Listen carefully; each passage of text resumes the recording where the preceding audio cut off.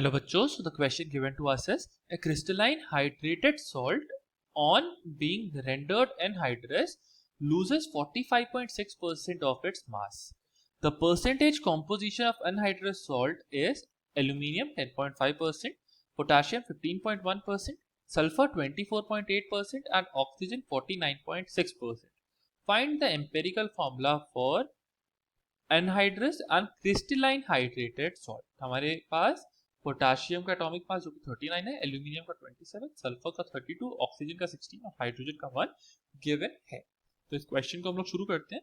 तो इस क्वेश्चन का जो की कॉन्सेप्ट है जिससे हम इस क्वेश्चन को सॉल्व करेंगे वो है हमारे पास एम्पेरिकल फॉर्मूला।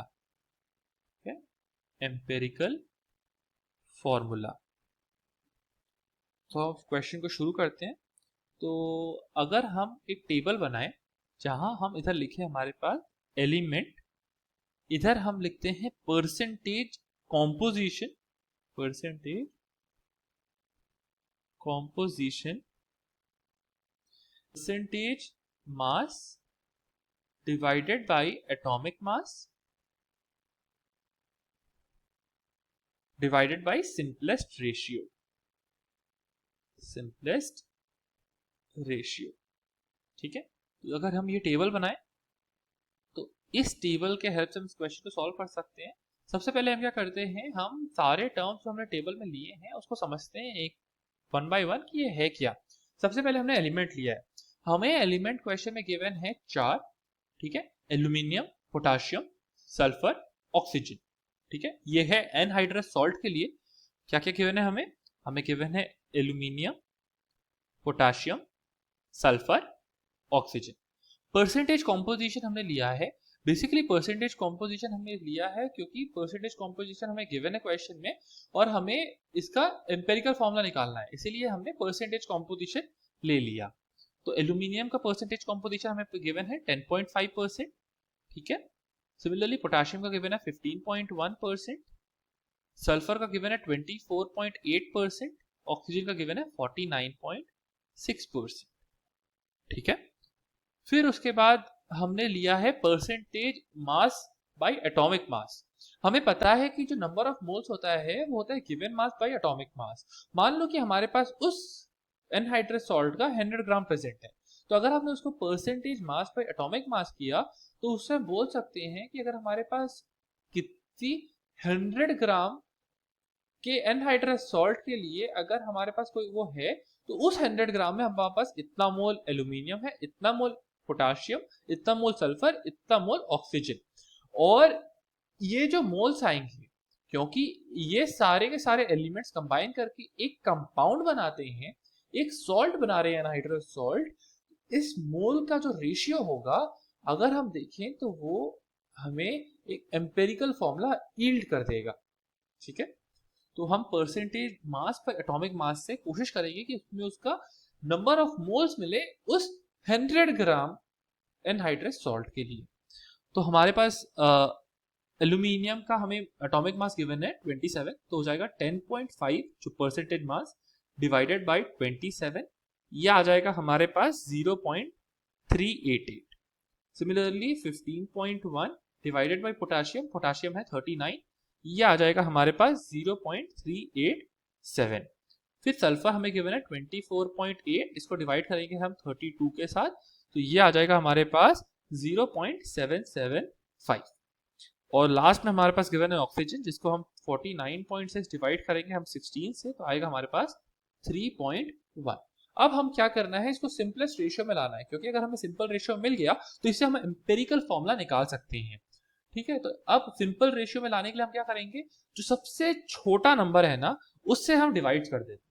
ठीक है, तो मान लेते हैं क्योंकि 0.388 अप्रोक्सीमेटली इक्वल है 0.387 के, तो हम क्या करते हैं अब सारे के सारे जो नंबर्स हमारे पास आए हैं उसको डिवाइड कर देंगे 0.388 से क्योंकि हमें सिंपलेस्ट रेशियो चाहिए। तो सिंपलेस्ट रेशियो जो हमारे पास निकल के आएगी वो आएगी 1:1:8। तो इससे हम बोल सकते हैं कि जो हमारा एम्पेरिकल फॉर्मूला बनेगा उसमें आएगा हमारे पास एल्यूमिनियम का 1, पोटाशियम 1, सल्फर 2, ऑक्सीजन 8। ठीक है, तो एम्पेरिकल फॉर्मूला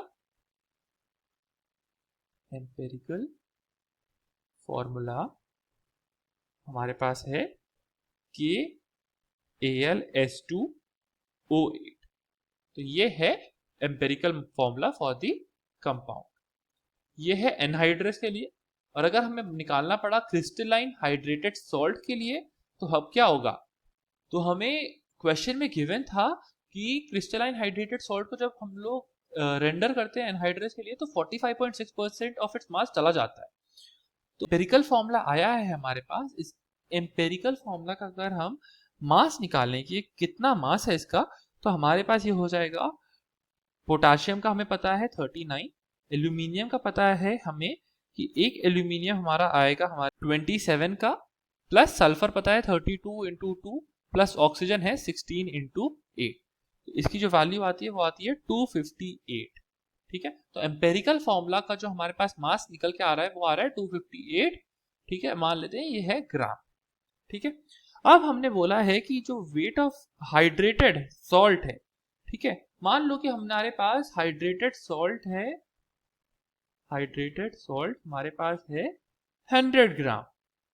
अगर हमने उसको एनहाइड्रस में कन्वर्ट किया, ठीक है, तो वेट ऑफ वाटर लॉस्ट, ठीक है, weight of water lost question में हमें गिवन है वो हो जाएगा 45.6 ग्राम। ठीक है, तो हमें 45.6 ग्राम लूज कर दिया। तो इससे हम बोल सकते हैं कि वेट ऑफ एनहाइड्रस सॉल्ट जो होगा वो हो जाएगा 100 minus 45.6, that is equal to 54.4 gram. ठीक है, तो हमारा जो 258 ग्राम एम्पेरिकल फॉर्मूला का जो मास निकला है वो बेसिकली 54.4% है ऑफ हाइड्रेटेड सॉल्ट। ठीक है, तो इसीलिए हम अब मॉलिक्यूलर मास निकाल सकते हैं ऑफ एनहाइड्रस सॉल्ट। कैसे?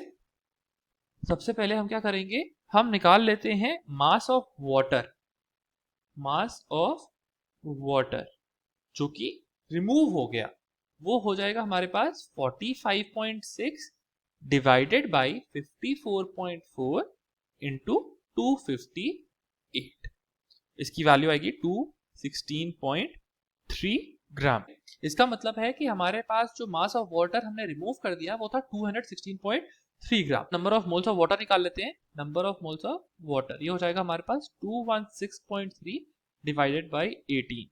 इसकी जो वैल्यू आएगी 12 अप्रॉक्स।